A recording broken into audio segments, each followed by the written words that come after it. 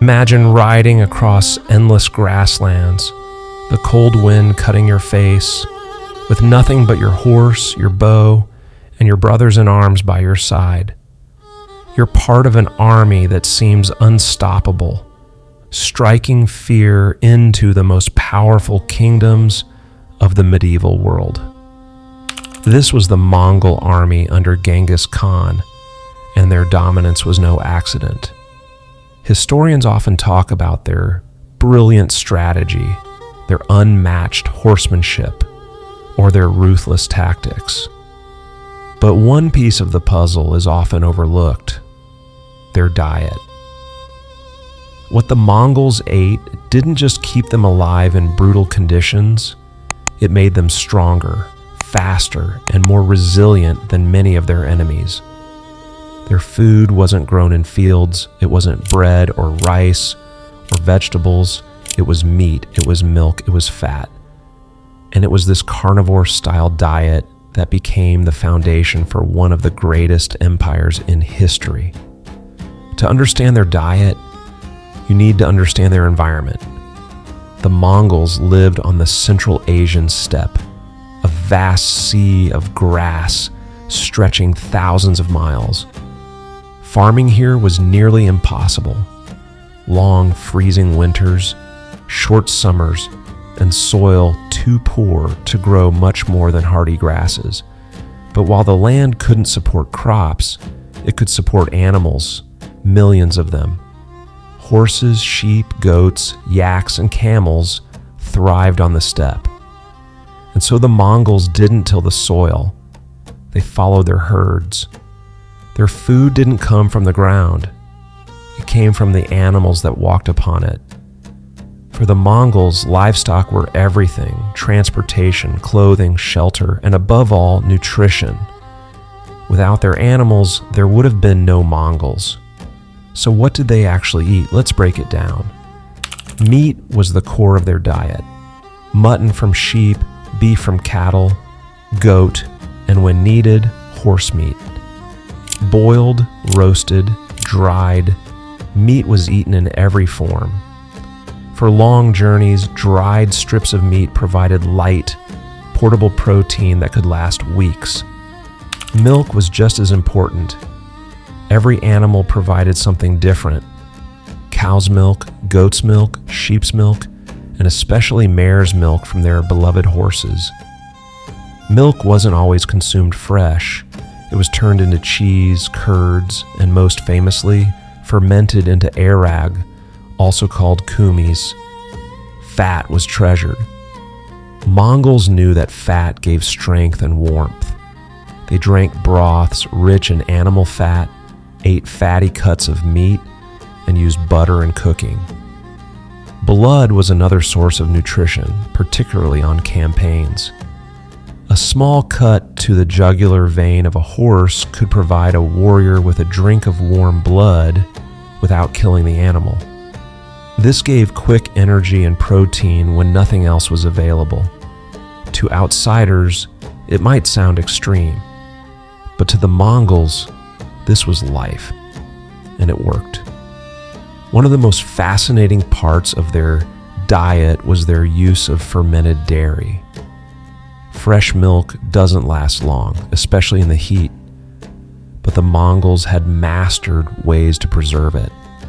Airag, fermented mare's milk, was their national drink, slightly alcoholic, fizzy, sour, and refreshing.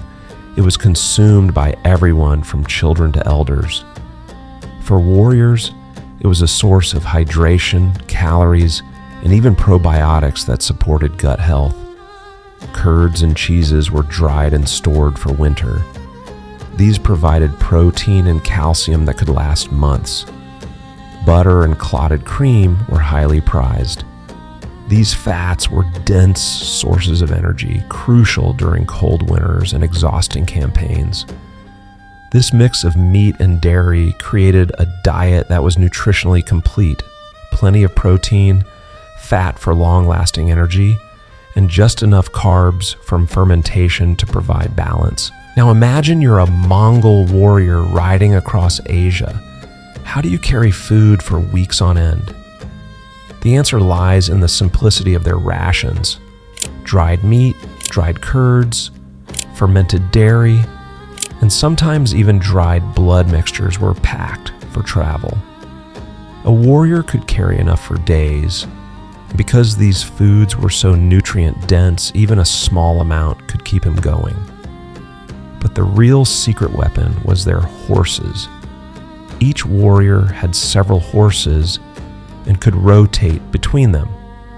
The horses provided not only transport, but also milk, and in times of need, blood. A Mongol army on the march was essentially traveling with a walking pantry. Compare that to other armies which had to rely on supply trains of grain, bread, or rice. If supply lines broke, those armies starved. The Mongols, on the other hand, carried their food with them in the form of their herds. This gave them unmatched mobility. The diet of meat, milk, and fat wasn't just about survival. It gave the Mongols incredible endurance.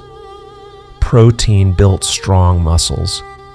Fat provided slow-burning energy that could last through long rides and battles. Dairy kept their bones strong and their bodies resilient. And because their food was so nutrient-rich, Mongols didn't need to eat massive amounts to stay fueled. There are even accounts of Mongol warriors riding for days, covering 100 miles at a time with nothing but a mouthful of dried curds and a sip of horse blood to keep them going. To other armies, this seemed almost superhuman. But for the Mongols, it was just daily life. Food wasn't just fuel, it was culture. Meat was central to feasts and rituals. Hospitality often meant serving a guest the best cuts of meat. Kumis wasn't just a drink in Sa, it was part of their identity. Even Genghis Khan himself is said to have favored simple foods: roasted meat, boiled mutton, dairy, and kumis. He didn't dine on luxury. He ate the same basic diet as his warriors. This created unity. The Khan and the common soldier were nourished by the same foods, sharing the same strength. Food connected the Mongols not only to each other, but to the animals and land that sustained them. It was a cycle of survival that had worked for generations. So what can we take away from the diet of the Mongol army and Genghis Khan? First, it shows us the power of simplicity. Their diet wasn't complicated. It wasn't filled with endless options or recipes.